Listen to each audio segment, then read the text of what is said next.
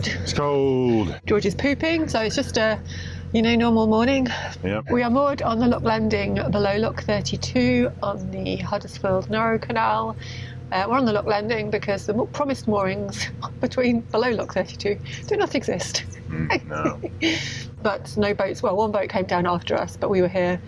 We knew there was no boats behind us because no one else came through the tunnel. So we knew he was trying to get to Bridge 25. Yeah.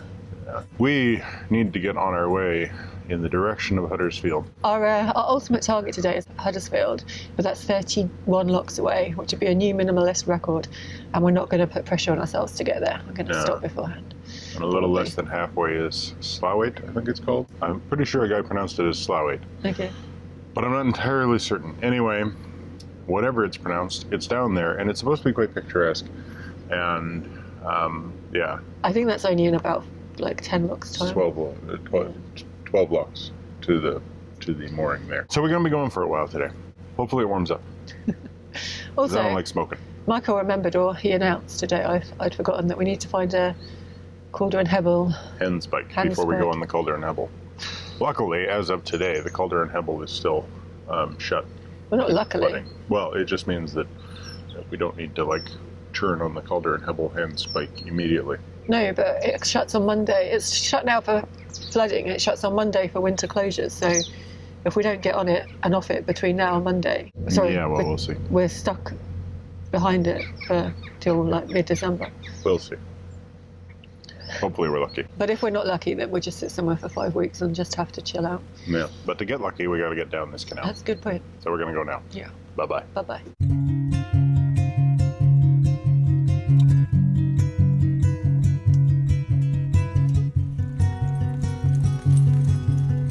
George is fully rested from his walk above the tunnel yesterday and is very eager to get going this morning.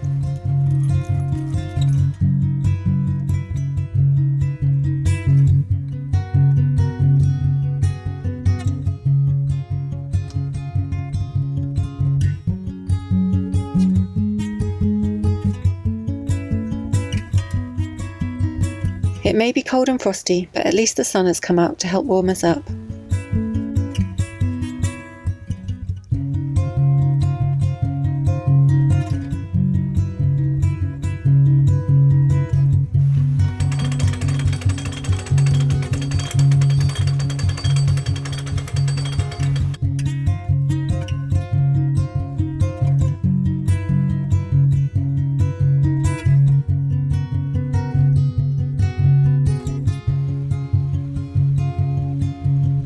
As we descend the locks, I'm aware that this means we're heading out of these hills, and these stunning views will soon be left behind.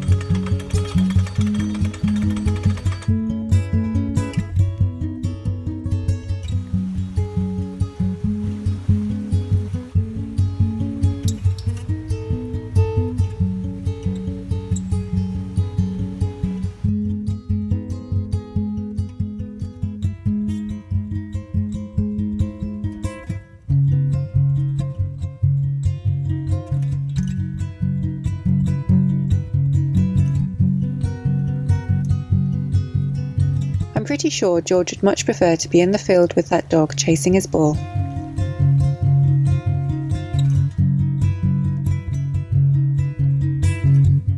As we pass these moorings, one of the local boaters warns us of a silted section of canal in the next pound.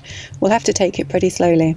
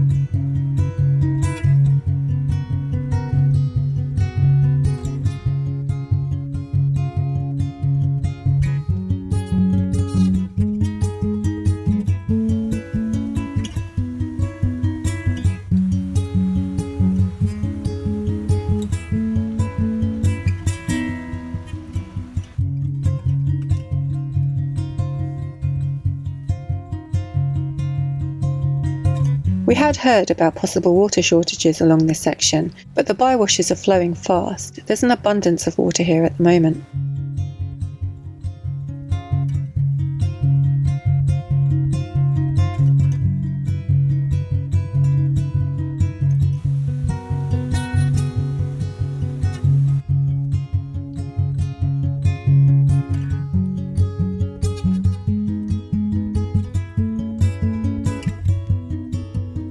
When we arrive at the Guillotine Lock, I'm pleased to see a CRT van's there, so I get a little advice on how the mechanism works and a little assistance with the gates.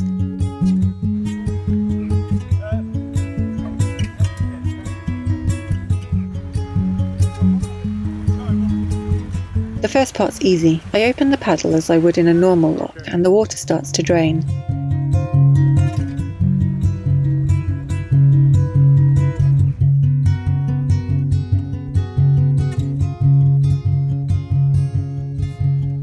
But then it's time to lift the gate, and it takes forever. It's exhausting. There isn't much resistance as I turn the windlass, it just takes an awful lot of turns. Slowly we see the gate rise. I'm so glad that all locks aren't like this.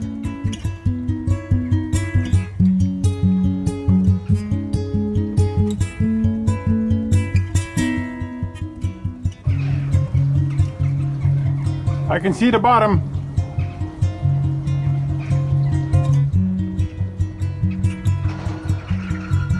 Keep going. No, I can't. Keep going. A few helpful words of encouragement there. Thanks, Michael. Only another few meters.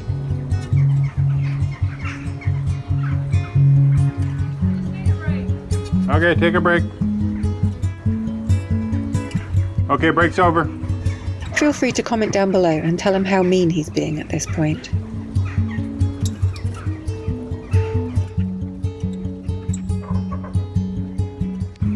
Nope, not quite.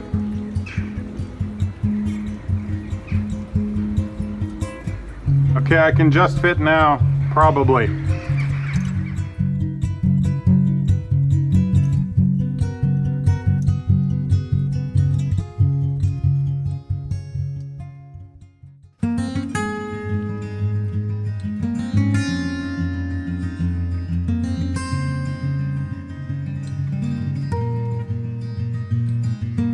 On the way down, we've had a couple of recommendations for the bakery here, so we pull over and take a look.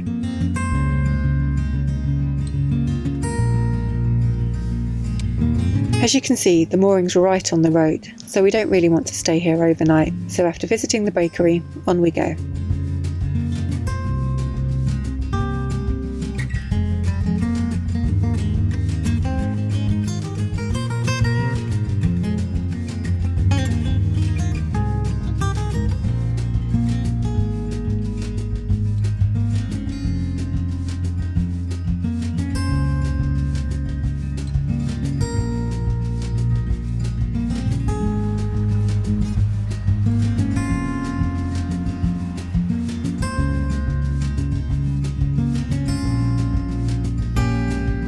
This section looks quite new and must have been rebuilt when the canal was restored in 2001. I wonder if they actually moved some locks as well.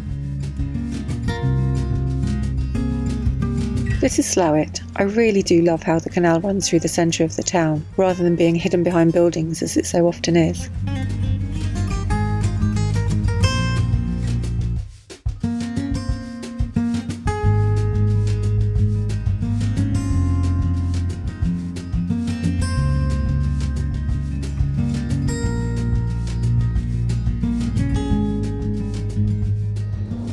There was some talk this morning of doing 31 locks and making it all the way to Huddersfield. That talk was horse duty. Especially because we didn't leave until like 8:30. And if we were going to do that, considering it's getting dark at like 5 now, we should have been off at 7. And these locks they're not easy. And they're just far enough apart that it doesn't make sense to walk ahead and set the next one before you're down the one before. They just look too far apart for that. Yeah. And they're slow. They're slow to fill. A couple of them have blocks put in at the top so that you can't actually open the downstream gates past a certain point. so they're slow to drain, several of them. It's the sort of part of the season where there's actually a fair bit of water coming down because there's so much rain the last couple of days, so there's a bit of... And we met... there's not so much of a worry about, you know, like not having water overflow because the water is just overflowing. So we met a viewer who said to either moor here or go all the way to Huddersfield. no. So, and then we met the CRT guy at the Guillotine Lock, and he said, like, I asked him, like, where would you moor before Huddersfield, and he said he wouldn't go beyond Lock 21. So we just made the decision. So that's Lock 21. Yeah, it's only like 11:30, but we've just made the decision to stop here. It's a really nice little town. Is it Slaithwait? Slaithwait? We can't pronounce it. Slaith. They've pronounced it about 9 different ways that I've heard. It's pronounced Slaithwait, but it says Slaithwait or Southwait. Anyway, Slaithwait, something like that. So we're going to stop here overnight and get an early start and push to Huddersfield tomorrow down the 21 locks. We did get a recommendation to step in at the Handmade Bakery. Which you did. So I stepped in at the Handmade Bakery, bought a lovely loaf of bread, which would be nice if we make some soup. Yeah. So maybe we should make some soup. Yeah, maybe. Although you also spotted a chip shop. So. Well, that's lunch. Oh, I thought I was going to have sandwiches. That's breakfast. I'm thinking ahead. Let's go and get some food.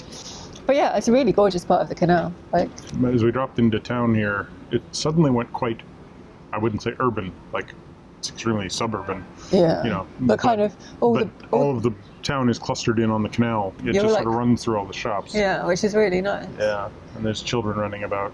It's a beautiful little section. It's a good place to stop, and I think we deserve the afternoon off. Yeah. I'm a little worried about wasting the good weather, but it looks like the weather tomorrow won't be as bad as we thought it would be.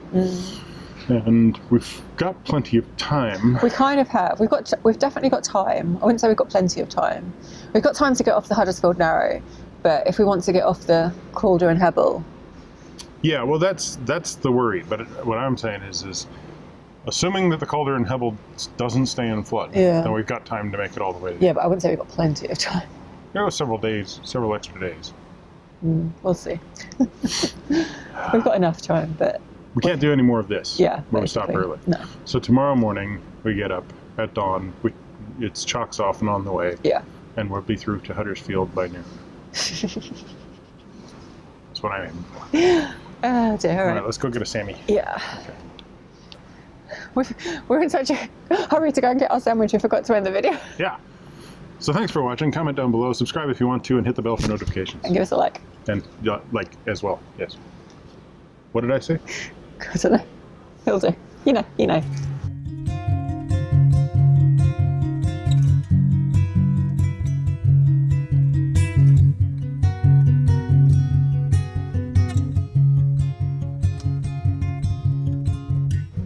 Yep. Behind me there are dog nuggets being laid on the path, which I will need to return to capture. For some reason, that's how karma works. Anyway. Alright. We're here. The other one was like this as well, not Upper Mill, the one we didn't stop at. Yeah, below Upper Mill. No, above. Below, yeah. Yeah.